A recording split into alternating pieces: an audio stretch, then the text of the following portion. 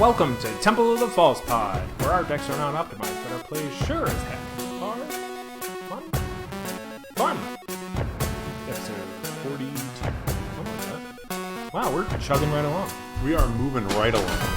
Coming up on a year. Couple episodes from now. Going these episodes. Recorded a bit in the future. Past? Whatever it is. This episode is recorded before a live studio audience. Unfortunately, they tend to be very quiet. Hilarious. Because it's recorded in front of a live studio audience, we've got all these booths and gags and outtakes. This episode will come out November 24th. All right. Happy Thanksgiving. Happy Americans. Happy Canadian Thanksgiving. I don't think I see these things. So. Yeah, it's been a little bit. It has been a while.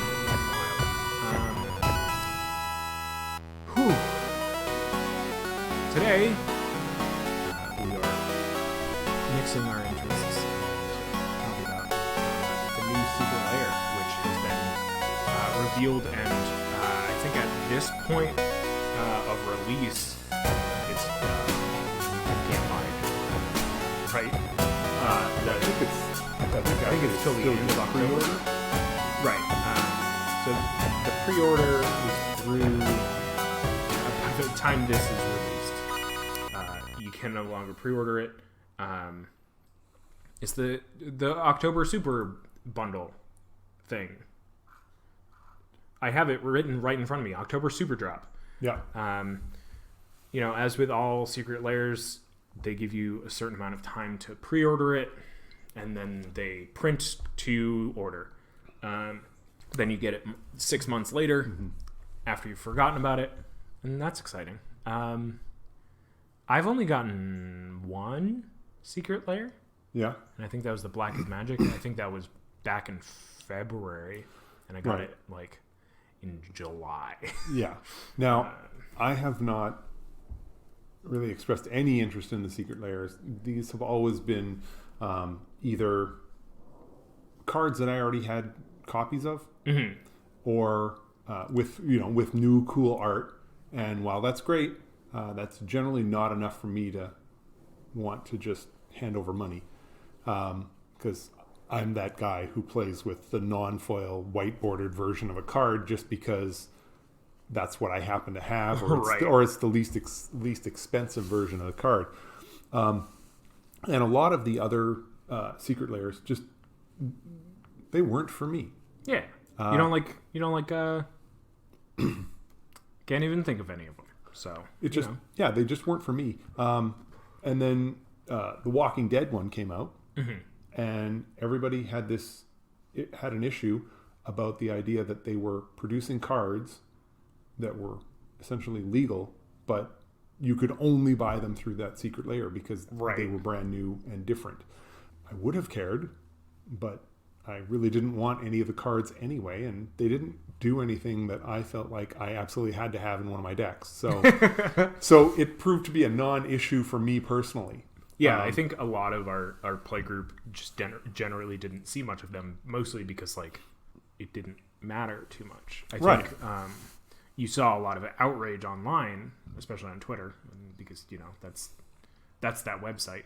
But clearly, extremely popular. I think it was their most profitable product ever. Well, you bring in people who are interested in that that range. And I think even beyond that, I think one of my favorite things that they've been doing is been showcasing different artists, especially artists from outside of Magic. I like that they've done Dan Frazier and Seb McKinnon in previous Secret Lairs.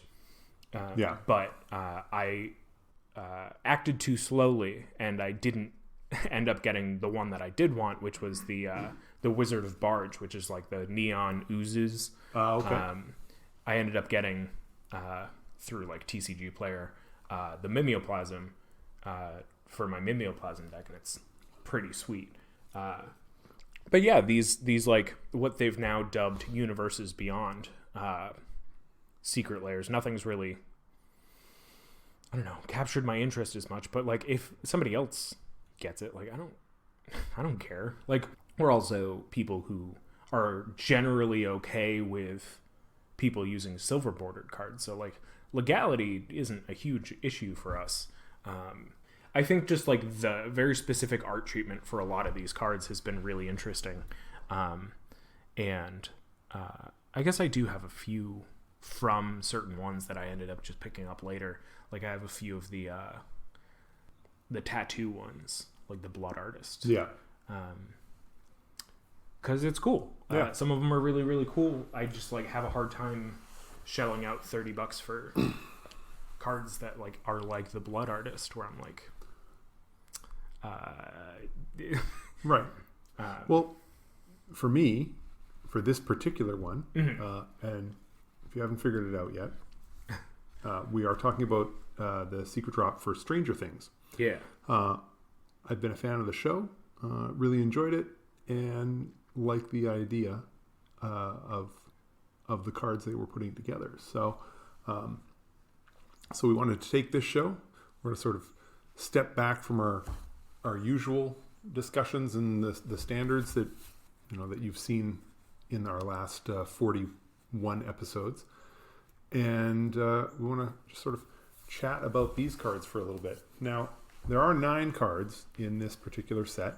I will say right off the bat, one of them is a clue token. So we're not going to spend a lot of time talking about the clue token, other than, are you kidding? If you've watched the show, and it only makes sense that the clue token is in fact the wall with all the letters of the alphabet on it with the lights. I think that's just brilliant. Of course, that's what the clue token would be. And it's interesting too, because I think all of them but one really care about the clue, or can do something with the clue. All of them but Mike can use the clue in any sense. Whether it's you want to sacrifice an artifact, or if you're investigating, or if you're activating the ability of an artifact, or in the case of 11, if you want to just draw. Yeah. Very interesting. But yeah, clue, very cool. So let's talk Mind Flayer the Shadow. Okay. Because I think that one is the one that most stands on its own.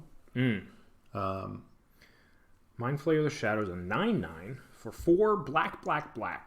So 3 black pips. Legendary enchantment creature Horror.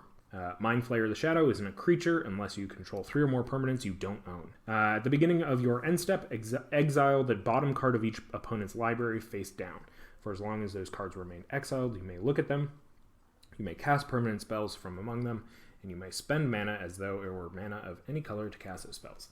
Wow. I had not read this card fully, and at 7 mana, seems like it's going to be tough to get out, especially more than once. Yeah. Now, assuming it's not a creature right away, and honestly, maybe you don't really want it to be a creature. It just makes it easier to kill, I would think. But if it's not a creature, that first turn you've just spent 7 to get it out. You probably don't have a whole lot of mana left to cast the cards you're about to pull off the bottom of your opponent's graveyards, which is pretty flavorful. The upside down on the bottom of the library. I like that. It's interesting too, because it activates at the end of your turn. So even on the turn that you play it, it's not going to flip any cards it's not going to take those cards until the end of the turn anyway. And then you're going to have to wait for your next turn to play them, unless you have a way to play things not on your turn. Right. Well, an instant is basically the card you could play on an opponent's turn. But again, you're paying 7 mana. So the odds that you're going to find something on the end step are not great. Well, even then, you can, with this card specifically, you can only play permanents. So it really drastically fells the power. Yeah, so it means you're going to pay 7 for this thing. It's going to sit there until your next turn, and then you might get to play a permanent that an opponent has that may or may not actually work for your deck. So there's a whole lot of ifs. And on top of it, you're lucky if you hit 3 permanents and not have multiple be lands. And then on top of it, people are building their decks tuned to a specific play pattern rather than just good stuff. Right. Like, I mean, being able to cast somebody else's goblin is cute, but it's usually only really effective if you also have many goblins. And there's all sorts of other options. I will say that I hope the rest of my play group chooses to avoid this card, just because I play Grenzo. And this card just says everything you set up on the bottom, if you set it up on the end step, they get it. Yeah. So, and it also says exile the bottom card of each opponent's library. So you can't even use this as an enabler in your Grenzo deck. Not that you ever would if you ever flipped it off the bottom and go to the graveyard. So I think that realistically, if you're playing this for anything other than flavor reasons, it should be part of your deck. Yeah. This is not a commander. I think that just takes it's just way too much work to make this thing pay off. Yeah.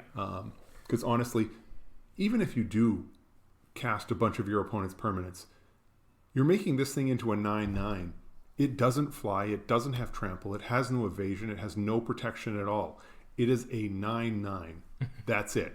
Now, that's great, but it's not. It doesn't do more than that. So, and like you say, as a commander, man, it's got to sit there for a long time before it starts to do stuff, and all it takes is somebody to go dead. Yeah. And then you're starting all over again, but this time you're spending 9, and that's not the way you want to run this I could card. see this being played well in like Keurig, Son of Yawgmoth, where like where essentially it turns every black pip into for Phyrexian mana. Right. But then even still you're paying 4 mana for this 9/9 that has no evasion. I would say the biggest thing that it has going for it is the fact that it's not like you can play those spells as long as they're exiled rather than so you don't have to play them immediately. You don't have to play them immediately, and you don't even have to play them with the Mind Flayer on the battlefield. Okay. Because they will continue to be exiled until the end of the game. For as long as this card remains exiled. This card plays well with Videlcan Orrery. Now, I know Videlcan Orrery plays well with virtually all the cards, but this card in particular, just because you can play the Mind Flayer, either if you've got the Orrery out, it means you can play the Mind Flayer on a person's end step, and then on the start of your turn, you get a chance to activate. More importantly, on your end step, when those cards come out, it means on the next person's turn, you can play them. So it gives you a whole lot more flexibility and allows it to act much faster than it normally does. Yeah. Up next, we got Chief Jim Hopper, which I think of the 8, I guess, cards. This one's my favorite, and maybe just because it's got white in it, but it's 2 red, white, 4/4, menace, human soldier. When Chief Jim Hopper attacks, investigate once for each non-token attacking creature. It's got Friends Forever, which if you don't know by now, it's essentially partner, but very specifically with any of the other ones with Friends Forever. Right. And the only ones with Friends Forever right now are the ones in this secret lair. I could see them probably just changing the name of this with every secret lair that has a similar if they want to make partners with one other card in the secret lair, this one's Friends Forever. The next one, you change the name, it's exactly the same thing. This way it allows them to have worked out the power level of 8 different partners rather than hundreds and thousands of partner. You can't match this up with, say, like Thrasios. And it also gives them a little more flexibility. So because it's not partner with and then name the one other card. So I like that. It. Yeah. I'm with you, by the way. Chief Jim Hopper's probably one of my favorite. Maybe it's not the most favorite, but what I like about this card is that by itself, it gives you a little card draw. It encourages attacking, and it's not super overpowered. So Yeah. that's something I like. And I think, I realize that we're doing what Boros does. Yeah, sure we are. But we're giving it some card draw for doing what Boros does. Right. And, throwing Menace on this, I like Menace just because it's a bit of variation. We always, I want evasion. Okay, well, trample, flying. Right. That's the standard. And Chief Jim Hopper could easily have had trample. Yeah. And I think it fits flavorfully too with his does. character. Like he could have just have easily had vigilance. Yeah. For the colors. But I mean, he's, a drunk. So he's, and he's he's got his dad body. He's a menace, He's less vigilant and more. There's a little more of the unknown, right? Like, what's he going to do? Wild card. I think that really fits nicely. Yeah, and I think he definitely, and I mean, I think anything that investigates in this secret lair, pairs nicely with the next card, Dustin, Gadget Genius, 2 white, blue, 2/3, legendary creature, human. Tap, add colorless. Spend this mana only to cast artifact spells or activate abilities of artifacts, friends forever. So essentially, a blue-white version of Dalekos, who was from, I don't remember where. He has the same ability without friends forever. Anyway, the important thing here is that the clue tokens you're getting from investigating are artifacts. So he allows you to essentially do it for free. I mean, you're tapping him, so you're doing it at the end of the player before you end step, or before tap him, burn off that artifact, draw your card. Exactly. Yeah. You're getting to do a clue for free. Pretty cool, kind of mild. Well, and that's just it. And we're going to see this theme all the way along. These cards are not broken. They're not broken. Yeah, they seem to have learned. Now, you can do the friends forever. And I'm not going to pretend to tell you that even with friends forever, they're not broken. Because I honestly haven't looked at each of these in turn and tried to figure out a way to take the two of them and pair it with something else and make them completely broken. But individually, I don't feel like any of these are particularly broken. Right. We haven't got to 11 yet, so. Because there's only 8 of them. Oh! Up next, we got Lucas the Sharpshooter. He's 2 mana, so he's just a red and a blue for a 1/3. It's pretty nice. I always like a 2 mana commander. Yeah. Legendary creature human. I think they're all human except for the Mind Flayer. We'll find out in a sec. Tap, sacrifice an artifact, which clues are artifacts. Lucas the Sharpshooter deals 1 damage to target creature. Goad that creature. Friends forever. I love goad. I also love goad. Especially when you can target that goad. There's a lot of more recent goading things that are either like goad everything that person has, or which in turn makes that person kind of frustrated at you as their opponent. But if you goad, only one thing of theirs, it's fine.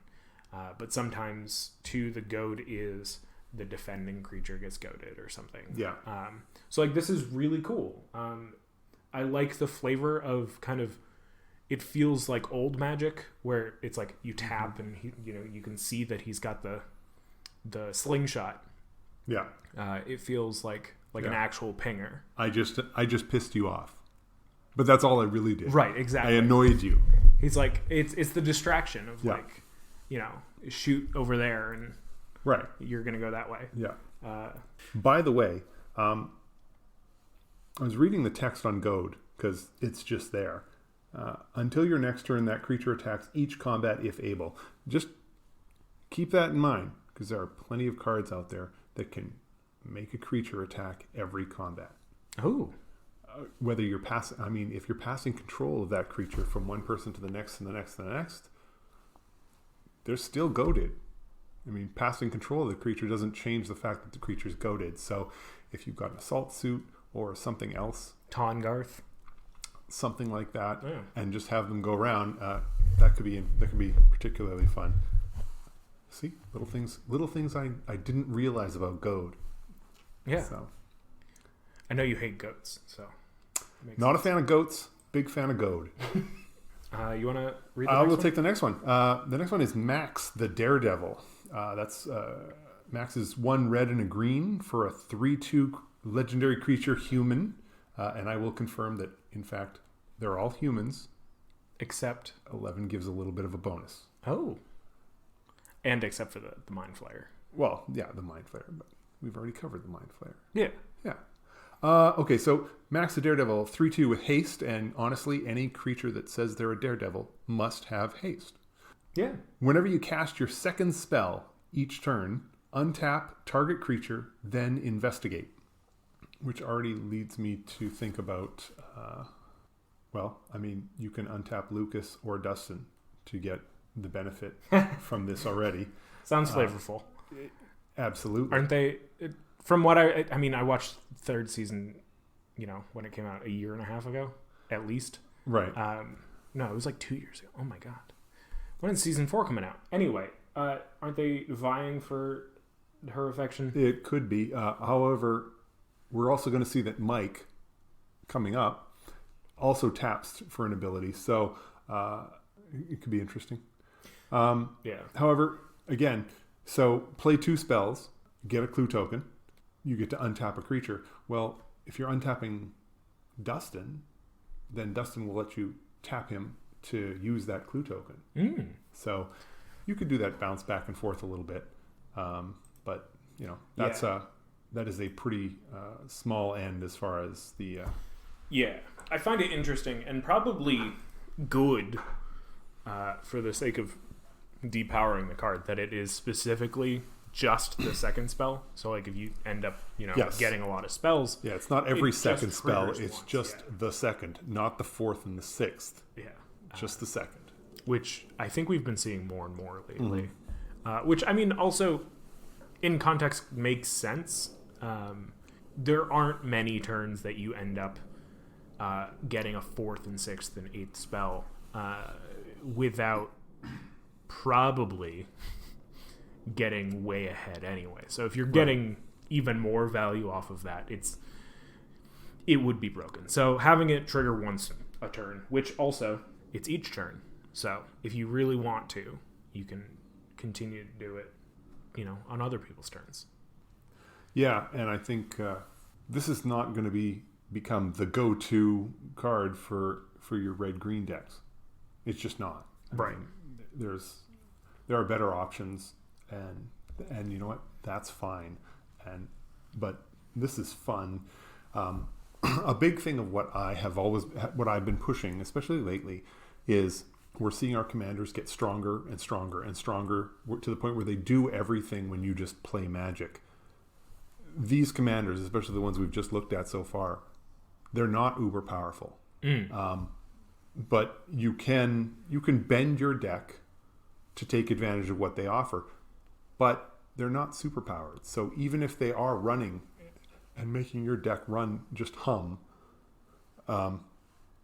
it's not as though it's everyone else is now in a hopeless situation. You're still in a good space. So yeah. And it's interesting too, because the next one I feel like can easily be broken, especially where it's green for one, so like it's already more powerful than you need. I'll just read it. Just read it. It's a 2/2 for 1 green and a white. So pretty cheap. Legendary creature human. Mike the Dungeon Master. His ability is 2 and tap for the payment. Choose target creature in your graveyard that was put there from the battlefield this turn. Return it to the battlefield tapped. Friends forever. This, I can already think of a few examples that within green is pretty busted. Say you tack on some sort of black to Mike. You easily the end of last person's turn, you easily sack one of your creatures to whatever sack outlet you have, pay 2 and tap it to bring that whatever you sacked back out. And it's essentially free. Like, I mean, sure, it's 2, but like you're cheating out these things with relative ease. So any of the Titans, like Uro or Uro, you match Mike with some blue, like with 11 or something. You get Uro out, he goes to the graveyard. You can bring him right back out. Sure, you'll have to sack him again, but you get that trigger again. Right. It's I feel like it's the most easily exploitable, and I feel like he's going to be the one that's going to give a lot of people issues out of this 8. Or you put out what's the Craterhoof? You put out Craterhoof. You attack out for whatever reason you don't win the game. If you have a sack outlet, next turn easily just sack it, bring it back out, and voila, you probably won the game at that point. Like, I mean, granted, you're already using things like Craterhoof, but this also gets around things like Evoke, the things that like, what is it, Muldrifter? Yeah. It's like you evoke Muldrifter out, goes to the it goes to the battlefield, you draw your cards, and then it goes into the graveyard. Yeah. Where you Mike pay 2. could then pay 2, have it return to the battlefield, and you draw 2 more. Right. And then it sits. I think Mike is a card that can, like you said, it can do broken stuff. The key to remember is that it's 2 to activate, and he taps. And it only works on a creature card that went to the graveyard that turn. Realistically, you're not attacking with him ever. No, you're never attacking with Mike. He's a 2/2 creature that's way too valuable to be attacking with. No, what you're doing with Mike is Mike is the threat. You are taking 2 of your mana, whether it's the Soul Ring or whatever. You take your Soul Ring and Mike, and you put them off to the side. Right. And you're never going to touch them. And then you're just going to look at everybody else and say, are you really going to kill my creature? Are you really going to kill my Sun Titan? Yeah. Are you really going to kill my whatever the hell I get when I get something massive when it enters the battlefield every turn? Yeah. And if you've got that creature up and blocking, I mean, all you need to do is find a creature with a relatively weak toughness that has some great enter the battlefield trigger. Well, then you can just hammer it back over and over again. Yeah, sure, it's once per round, but that's what it's there for. And as long as he's untapped and waiting, the threat's always there. So again, I mean, we talked about this in a previous show when we were talking about the turn order. The person who's playing right before Mike is going to be hard pressed to attack the player playing Mike, because as soon as they swing in, if Mike isn't already tapped, well, there's no reason for him not to do it. Mm-hmm. Why wouldn't you bring it back? Whereas if if it's a different opponent, they might think twice and say, well, I've got this other creature that's even more valuable, so I'm not willing to tap Mike to bring that back in case I need him for this one. Right. So Mike gets stronger as we get closer to it being your turn again. So yeah. And the dangerous thing too, I think, is that he's a 2/2. So obviously not dealing with him in combat, but he is a prime target for Revelark. Revelark is another evoke creature. And when Revelark leaves the battlefield, return up to 2 target creatures with power 2 or less from your graveyard to the battlefield. Yeah. So there are plenty of super easy ways to get him out, and then, if need be, get Revelark back out. And that brings us to our break. We're going to take a short little break. Yeah, so we'll be right back. Listen to this one.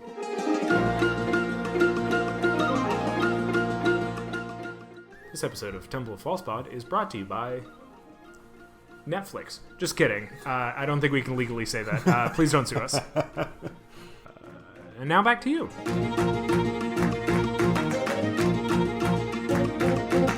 All right, we're back. We're talking about Secret Lair Stranger Things.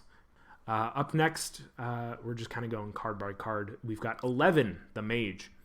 So, before we get into this card, there is discussion about how, with all of these universes beyond Secret Lair drops, they have announced that 6 months after it has been printed, I think it's after it's been printed, they're going to end up putting it into the list, which shows up in a number of products, most notably set boosters, which I love because I love cracking packs. Anyway, and they have announced that this specific Secret Lair, they used it as an example, will be on the list for Streets of New Capenna, which is the like mob based what's the word, Art Deco set. And so with that, they are also going to make them magic flavored rather than, I mean, this is rather than a Netflix thing layer. a Netflix skin of magic card. Yeah. Part of me would believe that this could very well be Nicol Bolas, except for the fact that they don't fly. So I'd be interested to see where this goes. But it's 1 blue, black, and red. Grixis? Yeah. She's a 3/5. She's a human wizard. So there's that extra little bonus for you. Trust 11 to be the only one to have an actual job. She's the only one with powers. I guess, there we go. Definitely not Nicol Bolas. She's a human wizard. There you go. And what do wizards like doing? They like drawing cards. So your maximum hand size is 11. Really? 11? Wonder where they came up with that. Yeah, right? Seems a little too flavorful. But whenever 11 the Mage attacks, you draw a card and you lose 1 life. That is great. For a 3/5, it's fine. Then, if you have 11 or more cards in hand, you may cast an instant or sorcery spell from your hand without paying its mana cost. So, you get up to 11 cards in hand. You attack with 11. You draw a card. You've got 12 cards in hand. Now you can play an instant or sorcery without paying for it. So, how often, after you get 11 out, are you playing more than 1 spell a turn? To me, if you're running 11 and you're running it in order to be able to play free spells, much of your deck is going to be draw 3 cards, draw multiple cards, draw extra cards. So I get to play it for free. Okay, so I'll play this 5 mana spell that lets me draw 4. Yeah. Okay, so now I've drawn 4 cards. Now I'm up to 12 or 13 or whatever. Great, now I can play this one, that's a spell, and then I can play this one, lets me draw more cards. So trying to cycle that way to always stay above, because honestly, you can't rely on 11 to be the way you're getting the way you're getting to a hand of 11 cards. The other trick with this is 11 doesn't have any protection. Yeah. This is a 3/5 creature.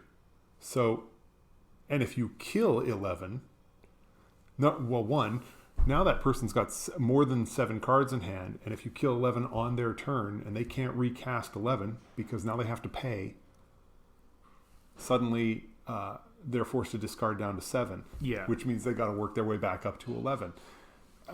There are things that can be done. And this is, I think, the biggest thing about this card is that, like, you're going to have in your deck ways to raise your hand size, but with that, it matters which order you play it in. So, say you have Reliquary Tower, which says you have no maximum hand size. Yeah. If you play Reliquary Tower and then 11, you have a maximum hand size of 11. Right. Because it's the order that you played it in. Yeah. So the rule was set and then a new rule was set. But obviously if 11 goes away, then you're back to no maximum hand size, which is helpful for when she's removed, but not helpful if you wanted to do it the other way. if she gets removed, and then you have no maximum hand size, and then you play her again, your maximum hand size goes back down to 11. Yeah. And then you'll end up having to discard a bunch. So like having something there semi-permanent to bring up it when she's gone, but having ways to bring it back up after it goes back down to 11. Although I gotta be honest, 11. The fact that you're having to reduce your hand size down to 11, boo-hoo. Yeah, right. Just boo-hoo. Yeah. That poor blue player who's only allowed to have 11 cards in their hand at a time. Yeah. Which actually, she's got red and black. I think it would be a really cool madness build. Because at the end of your turn, you can end up discarding down to 11 and play all those madness cards for cheaper. Right. So that'd be pretty sweet. Yeah. Yeah. She also has Friends Forever, so you can, match her up with literally any of them. Preferably someone who can draw even more cards. Yeah. If you match her up with Mike, which I think was intentional. Yeah, you get all five colors. Yeah. If you match her up with, say, Jim, you get white added to the 3 colors. Yeah. It's nice because each of them kind of helps out in just like one way. Right. And none of them, except for Mike, kind of completes the 5 colors. Yeah. Which, don't play 5 color decks. This is boring. Do what I would do and play just a 3 color deck. None of them actually. I guess the only one that would overlap would be Lucas, which is blue-red. Right. So the last card that we've got is Will the Wise, which, I'll probably be playing because it's 1 white and 1 black. Yeah, honestly, it fits perfectly into a lot of your decks. So even if he's not the commander, I understand why you'd want to do him. For a 1/2 legendary creature human, when Will the Wise enters or leaves the battlefield, each opponent may investigate. Each opponent who doesn't loses 1 life. So it behooves you, as my opponent, to investigate. Also, fun fact, with Teysa, my dear old Teysa, that triggers twice. Yeah. Only on the leaving the battlefield. You investigate X times, where X is 1 plus the number of opponents who investigated this way. So if you investigate, I investigate. +1. Yeah. So like, if all 3 of my opponents investigate, great. I investigate 4 times. I get 4 of these. You get 4 clue tokens. Now in my Teysa deck, if everyone investigates twice, I get 8. It's great. Anyway. Yeah. Pretty simple card. Pretty straightforward. I think it's clearly aimed at... they're all aimed at commander players because it's really one of the only I see formats that it's legal. I see Will the Wise as an enabler for every other deck just because he's an enabler. Well, but he's going to produce so many clue tokens. At some point it's going to be a case of whenever he enters the battlefield, everyone just loses life. And I think what you're going to find with decks that include Will the Wise is it's almost always better to just lose the life. Oh yeah, it's 1 life. It's not that bad. I will say that when all of the clues go out, so if you are playing Will and you get 4 clues and each of us gets 1, well, we can all activate ours now because it's 2 mana each. Mm-hmm. You need 8 mana to take full advantage of all the tokens you have, so that gets a little bit more difficult. But I don't think that's a big enough drawback. Yeah, and honestly, you don't want to activate them immediately. Odds are you're going to end up doing something else with the clue tokens. Right. Especially in black and white, you're probably playing a lot of Wraths, so you want to be able to draw back out of that to build your board back up. Right. I'm excited for it. I'm excited for whatever the magic flavor versions of these are. But I'm very excited for these. I like the idea of pairing Will the Wise with Mike. If for no other reason, then you can I think then you can play the what's the name of the card? No, actually, it's an artifact, right? The one that lets you get a clue, a food, and a thing whenever you get one of them. Yeah, it's an artifact, right? Yeah, it's Academy Manufactor. Yeah. Yes, that's exactly what it is. Yeah. So Will with Academy Manufacturer. Yeah. I mean, that thing, suddenly everybody has to take it. They have to take the damage. Yeah. Otherwise, you're getting 4 of each. You cannot gift somebody 3 artifacts. I like that the text of this card assumes that. So, like, there is another way that this could have been read or written where it's each player may investigate. But it's already taken into account that as the controller of Will, you are already going to be like, yeah, I'll investigate. Yeah. Because it's X plus 1. Right. That 1 being you. Yeah. Very interesting. It's very interesting, too. I'm not going to get too into it, but a lot of the drama on Twitter seems to be more of the fact that there wasn't this huge backlash towards this as there was for things like the Fortnite secret lair, which, like, whatever. Like, it's just not, it's not our flavor because we don't. And I think a part of that is that they're going to be reprinting essentially functional reprints of these cards in a future set, as opposed to not printing the functional reprint, which means that if you want that ability, you have to get that card. But and I think, like, that's the thing too, is like they took the feedback from the Walking Dead one, and they immediately were like, we are going to put this in the list within 6 months. Now, we haven't heard anything about the reprints because with the Fortnite ones, they are already reprints. They're like actual Magic cards to begin with. Right. So, like, we don't have to wait for those ones. But this is, like, I think the first one that's the Universes Beyond and, like, new cards. Right. Very interesting. I'm interested to see how they do that with this, with the Warhammer 40k ones and with the Lord of the Rings ones. But the thing that I find most disappointing about this one is that they're, like, the thing about Stranger Things is that, like, the characters are so deep and, like, so, like... Right. Whereas for this, the character names have just been put over cards that probably already exist. Yeah. So, and I think what's interesting about this, too, and I think the more upsetting part, is, like, things like Steve. Like, Steve is a huge character in the show. And I think that he's been the biggest backlash that I've heard about just not including him. So it'll be interesting to see if they end up coming back to Stranger Things, right? Or if this does well, maybe they'll team up for other other Netflix properties. I think it'd be really cool to see an Umbrella Academy Secret Lair drop. But makes sense. I've always had very little bad to say about the Secret Lairs, because if I can't find that I can afford them, or if I have no interest in them, they don't matter to me. Right. So. I like the set. I'm super excited. I'm going to buy. Oh, absolutely. And we'll sort of go $30 for 8 cards is great. We'll see what decks come out of this. Last question: you going to get foil?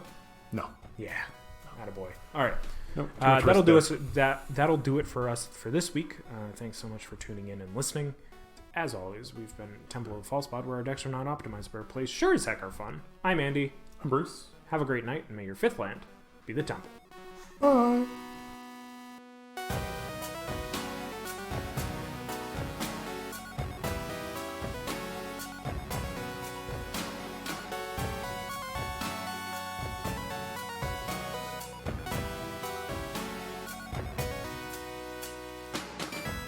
Wait. Before you go, I just wanted to say thank you for listening.